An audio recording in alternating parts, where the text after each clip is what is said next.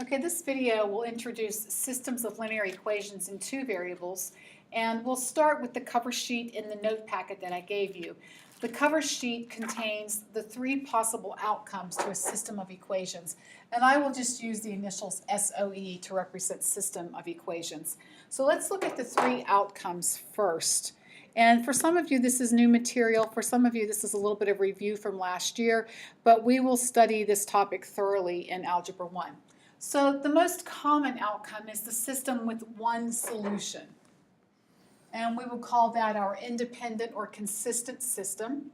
And when you graph a system of equations that would have one solution, you have one intersecting point. You have one xy pair that would be the intersection point of all of the graphs. Algebraically, what happens whenever you analyze a system of equations with one solution, you end up with one ordered pair, one x and one y value, making an ordered pair that would make both of the equations true at the same time. So you would have an xy ordered pair that would satisfy both of the equations. So we'll start this unit by just viewing the graphs, and then after the first test, or after our next test, then we will get into actually solving these systems algebraically. But for the cover sheet, I wanted to present the graphing outcome and the algebraic outcome.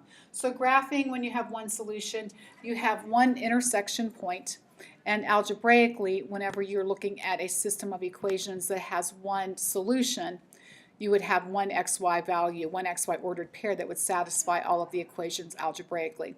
So visually, here are the two lines, and we just did a big graphing unit, so graphing should be easy. And you can see that the pair of lines intersect at the point positive or -2, +1. So that would be the solution for this system. The ordered pair -2, +1 algebraically satisfies both of the equations, and graphically it is the intersection point of both equations, or both lines rather. The second outcome would be the outcome where you have no solution. So a system that has no solution. And you would call this an inconsistent system. Graphing an inconsistent or no solution system, graphing these, you end up with a pair of lines that are parallel to each other. They have no intersection point. They have no common xy value that would make both equations true at the same time. So you would have no intersection point.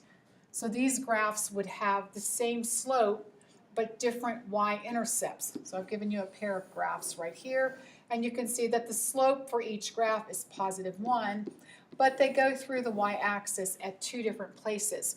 So they're climbing at the same rate, but they have different starting points on the grid, so they will never intersect in a common point. Algebraically, what happens when you have the no solution system that you're trying to solve algebraically, and this is a topic that we will get into after the test, but for the sake of just giving you an overview of what's happening, I will go ahead and present this here. The algebraic outcome for a system with no solution is the false statement. So if you think back to the beginning of the year, whenever we were looking at equations that would have an identity or no solution, this would be your no solution scenario. When you try to solve this system for the value of x, you end up with a false statement. So you would just conclude that this system has no solution. And then you can see the graphs I presented, and you should be completing your notes. You may need to pause the video and complete the notes.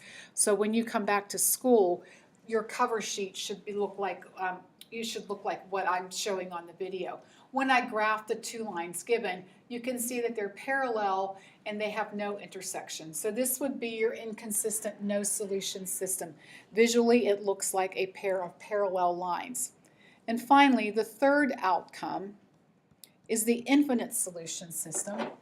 So infinite solutions, and this is called a dependent system. Instead of an independent, it's a dependent system. And what happens when you graph this, it actually ends up that you had the same line. So you're really just graphing one line, but you're given the equation of the line in two different forms, so maybe you don't recognize right away that they're exactly the same line. I mean, my example is very simple, but when you start to graph, you end up graphing just a single line, so therefore you have an infinite number of solutions that would have satisfied both of the original equations. since it's just one single line. And then algebraically what happens, this is the identity outcome. So thinking back to first semester, you can see my algebra right here. I have identical statements on both sides of the equal sign, and I can whittle it down to 0 equaling 0. But no matter what I do, I have an equality on both sides. I maintain the equations being identical on both sides of the equal sign. So that is called my infinite solution dependent system with infinite solutions. And let's look at my graph. And you can see that, well, it's easy to see that the second equation is just simply a multiple of the first. And when you start to graph, it's just a single line with infinite sets of points that would be satisfying both equations. Looking at the second page, and I would like for you to have your notes completed, at least for the graphing method. And then we'll discuss substitution and elimination after the test as we get into the actual particular methods. So we have 3 outcomes for a system of equations. We also have 3 methods for solving systems of equations. And the first method that's always taught is the graphing method. And the graphing method is best to use when the intersection is easy to identify. So you should pause the video and write these down so that you have this in your notes when you return to class. But it's easy enough to identify a solution when the graph accommodates the problem, meaning that the boxes on the graph are small enough, or the parameters given on the graph, the scale of the graph actually fits the equations that you're trying to graph.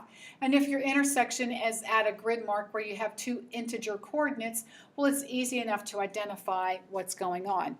It's not always the best way to arrive at the solution to a system of equations, because sometimes the intersection point is not easy to identify. Sometimes it's a fraction, and so you can get a lot of inaccurate results if you rely simply on the graphing method for solving a system of equations. And as I mentioned earlier, when we get into this more after our test, then we will look at the substitution and elimination methods. So I've put together a little packet. I will do some book problems, but most of what we do will be in this little packet that I've given you. So for homework, the next time we have class, I would like for the cover sheet notes to be completed. So you can simply pause the video and do that. If you don't want to write down what I've written under substitution and elimination, that's fine. You don't need that for the next class. We can discuss that as it unfolds. But you should have the notes written under the graphing method. And then for homework, I've asked you to do the pizzazz, and they've given you a graph to go with it. So you've got the problems, and I had them put the book together so that you could actually see the graph. And there's the answer, but you need to be able to get the answer. So you can graph your systems, or graph your equations simultaneously on the grids and easily identify your solution. And then I've asked you to do a few of the problems. Here, 10, 11, and 12 will be you'll get the other outcomes so that you can see what that looks like. And then I've asked you to do the word problem, and once again, the outcomes that are maybe not as predictable, the single solution. If you need more, then you're welcome to do the problems I have not assigned, but we'll start with just the graphing method, and then we'll stop and take our test. And then after the test, we will pick up with the rest of the methods.